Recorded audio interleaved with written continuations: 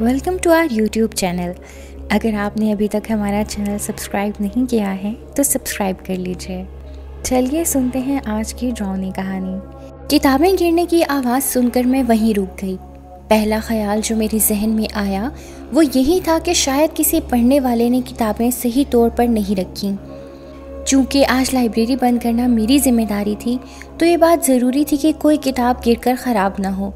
चुनाचे मैं वापस काउंटर की तरफ मुड़ी और कुछ लाइट्स चलाने के बाद मैं लाइब्रेरी का जायज़ा लेने के लिए आहिस्ता कदमों से चलने लगी।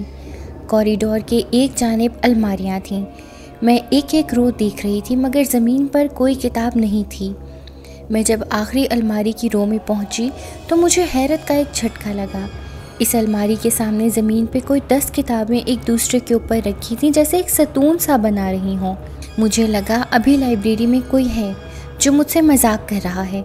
मैंने किताबें वापस अलमारी में रख दी और जल्दी से मेन दरवाजे की तरफ गई, मगर इस दरवाजे के हैंडल पर हाथ रखते ही मुझे दोबारा किताबों की गिरने की आवाज़ सुनाई दी।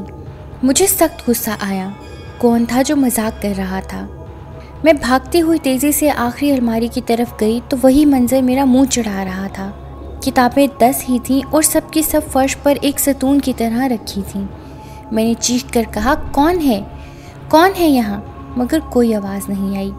मैंने किताबें वापस रखीं।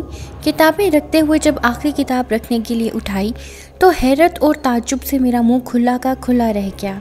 किताब का नाम था द डेविल। इस पर एक सितारा नुमा अलामत भी बनी थी। मुझे अचानक इस जगह से खौफ आने लगा। ये किताब पहले तो यहाँ नहीं थी। मैं एक अरसे से यहाँ आती रही थी, कभी मैंने इसे नहीं देखा था। किताब की जिल्द स्याह थी और काफ़ी पुरानी लग रही थी। मैं तजस्सुस के हाथों इसे काउंटर पर ले आई। काउंटर के पास ही कुर्सी बिछी थी। मैं किताब लेकर वहीं बैठ गई और इसको खोलकर देखने लगी। किताब किसी नाकाबिले फ़हम ज़बान में थी जिसका मुझे कोई इल्म न था। तहरीर के अलावा इसमें कुछ तस्वीर भी थीं जो कि बेहद खौफनाक थीं। मेरा दम सा घुटने लगा।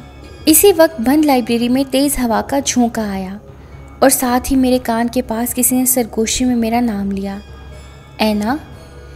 मैं खौफ के मारे उठ खड़ी हुई। किताब मेरे हाथ से छूटकर फर्श पर जा गिरी।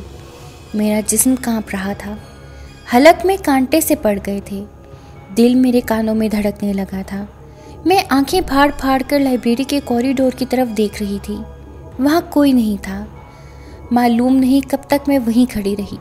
फिर अचानक ही मुझे जैसे होश आ गया। मैंने झट से एक गिलास पानी भरा और एक ही सांस में पी गई। मेरी कुछ हिम्मत हुई तो मैंने एक बार फिर हिम्मत की और पूछा, कौन? खामोशी बहुत बढ़ गई थी। मुझे अपने ही दिल की धड़कन सुनकर डर लग रहा था। मैं कोई डरने वाली लड़की नहीं थी। मुझे अकेले रहते 7 साल हो गए थे।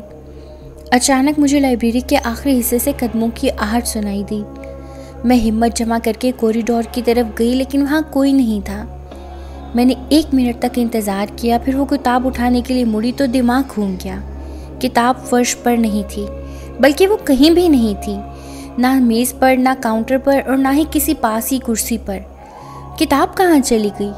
मेरा दिमाग ये सब मानने से इनकार कर रहा था। मैंने सोचा जितनी जल्दी मुझे यहाँ से चले जाना चाहिए उतना ही अच्छा है।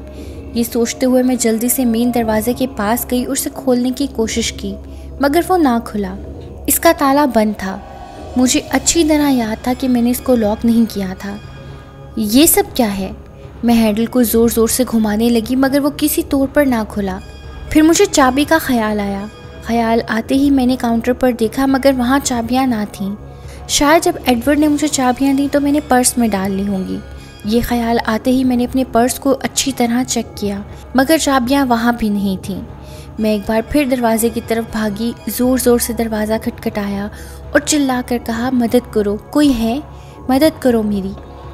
मगर 10 मिनट तक चीखने के बाद भी कोई नतीजा ना निकला। मैं वापस काउंटर पर आई और लैंडलाइन फ़ोन को देखते ही मेरी जान में जान आ गई। मैं तीर की तरह फ़ोन की तरफ लपकी। रिसीवर उठाकर कान से लगाया तो आंखों के आगे अंधेरा छा गया। फ़ोन डेड था। मैंने तार की तरफ मायूसी से देखा तो वो कटी हुई थी। मेरा दिल खौफ से बंद होने लगा।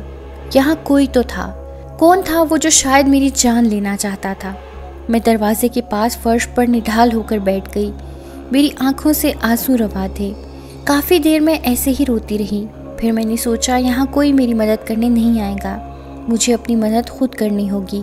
ये ख्याल आते ही मुझे हिम्मत महसूस हुई और मैं उठकर खड़ी हो गई। पहले मैंने काउंटर के पीछे आगे फर्श पर चाबियाँ तलाश की, मगर वहाँ ना मिली।